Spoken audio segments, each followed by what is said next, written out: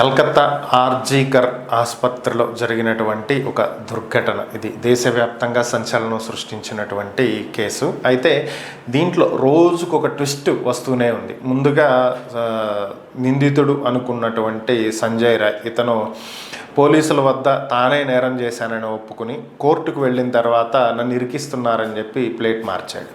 Narco analysis test చేయగా అతను చెప్పింది దాదాపుగా నిజమే అనేటువంటి రిపోర్ట్లే వచ్చినాయి. ఇక ప్రస్తుతం ఒక వీడియో అయితే వైరల్ అవుతున్నటువంటి పరిస్థితి. కొత్తగా ఒక వీడియో బయటకు వచ్చింది. ఈ వీడియోలో ఏంటి అంటే, ఏదైతే సెమినార్ హాల్లో ఈ ఘటన జరిగింది అని చెప్పి అనుకుంటున్నారో, ఆ ఘటన తరువాత ఇదే సెమినార్ హాల్లో ఆర్జీకర్ హాస్పిటల్ ప్రిన్సిపల్ సందీప్ ఘోష్, అలాగే అతనికి సంబంధించినటువంటి లాయరు, ఆయన పిఏ, అతనికి సన్నిహితంగా ఉండేటువంటి ఒక డాక్టరు, అలాగే కొంతమంది స్టాఫు, పోలీస్ అధికారులు, వీళ్ళంతా అక్కడే నుంచుని దేని గురించో చర్చించుకుంటున్నట్లుగా ఒక వీడియో బయటకు వచ్చింది. అయితే అక్కడ జూనియర్ డాక్టర్ మృతదేహం మాత్రం కనిపించలేదు.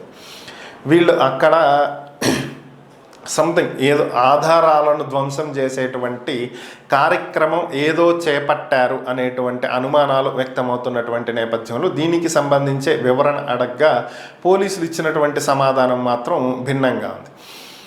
దీని గురించి విచారణ జరుపుతున్నామని, సంజయ్ రాయే హంతకుడని, అతనే అన్నీ చేశాడని చెప్పి వాళ్ళు చెప్తూనే నార్కో అనాలిసిస్ టెస్టులు చేస్తున్నాం ఇలా చెప్తూ వచ్చారు. అయితే ఈ వీడియో గురించి అడగ్గా దీని గురించి మాట దాటేసి, దీని గురించి ఏం చెప్పకుండా, అక్కడ ఏం జరిగింది ఏంటి అనేది బయటకు వివరాలు వెల్లడించకుండా మాట దాటేసేటువంటి ప్రయత్నం చేశారు. దీంతో అక్కడ ఏదైతే సంజయ్ రాయ్ చెప్పాడో, తాను వెళ్ళేటప్పటికే సెమినార్ హాల్లో మృతదేహం ఉందని, అది చూసి భయపడి పారిపోయి బయటకు వచ్చానని చెప్పి అతను ఏదైతే చెప్పాడో అదే నిజం అని చెప్పి చాలామంది సోషల్ మీడియాలో కామెంట్లు, ట్వీట్లు పెడుతున్నటువంటి పరిస్థితి. మరి ఈ కేసులో అసలు దోషులు దొరుకుతారా, అసలు దోషులకు శిక్ష పడుతుందా లేదా అనేదైతే చూడాలి.